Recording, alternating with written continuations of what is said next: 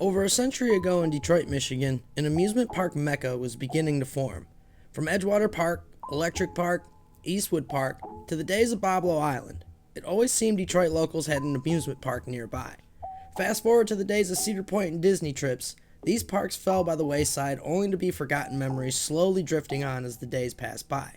Since Boblo's closure in 1993, we've been missing more than just the rides. We've been missing a place that brings everybody together. But what if Detroit had a park again? A modern, community-driven, Detroit, for Detroiters amusement park. Could it work? Today we're going to explore that idea a bit and what it may look like. But first, if you haven't already, hit that subscribe button, and a huge shout out goes out to all of our channel members for being part of our community. We couldn't do it without all of you guys. Now let's get into this video. Detroit is a city of creativity, sports, and resilience. A modern amusement park could serve more than just thrill seekers. It could be a hub for family fun, youth development, local arts, and cultural pride. But let's be real, there's a reason no park has risen to replace Boblo since. Here's why it might not work.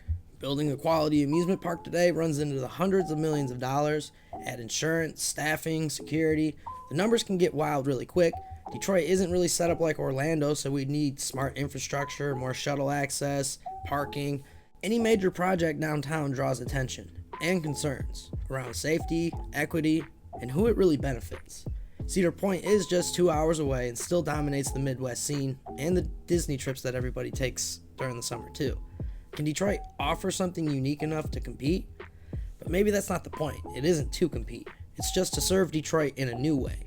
Picture a park that runs 4 to 5 months a year with a focus on affordable access for Detroit families. Maybe even a free public park, kind of like they do. There's one in Wisconsin. There's a lot of parks out there that you can walk into and you kind of pay per ride, so you don't have to go overboard and not try to compete with Cedar Point. Just give, everyone around here a place to go. It could feature tons of things like basketball courts. You could have events and festivals like Movement over there. The DIA could come over there and show. There's a lot of things you could do with it. We're getting a little ahead of ourselves here, but it'd be kind of cool if they had like a pay per ride free park that you walked into, and then maybe a water park at the end that you paid to get into, and just kind of make it like a riverfront park that's accessible for everybody, so anybody can show up there. That'd be really cool. Detroit doesn't need a Six Flags park. It needs something real, something creative, and something that feels like our place to go. Local art, music, and sports is the foundation. Public-private partnerships, like we said earlier with the DIA, maybe the Motown Museum, local schools, and even the pro sports teams. They could do sports things there, like sporting events, and host things for the kids over the summer. They could anchor events like the Movement Festival, like we said, cultural parades, food fairs, and just keep it all in one specific area while having a ride or two around to do things. Ferris wheel, carousel, and like one little coaster that's like a family coaster or something. That would serve well because it wouldn't be displacing anybody or doing anything. It would be giving people a place to go for all of these events. There could be sports fields over there, tons of really cool things. Let's imagine this for a second. The Detroit Institute of Arts curating murals or even hosting exhibits on site, school bands and orchestras performing weekly on a Motown Midway, local kids practicing baseball, basketball, football on, courts made for them, Faygo slushies all in the park. That'd be really cool to kind of just harness the Detroit and local area businesses. Better made chips, Atwater Brewery, hometown food vendors around every corner, and maybe even when the Boblo boat's done, not as a ride, but just that floating museum. That'd be really cool for people to visit too. Here's how it'd be kind of laid out, like a Motown Midway where street performers and, music stages and things like that could be taken on. Then they'd have the fields for football, community basketball courts, baseball, and they could have teams like the Pistons or Lions or Tigers come and host things for kids over the summer.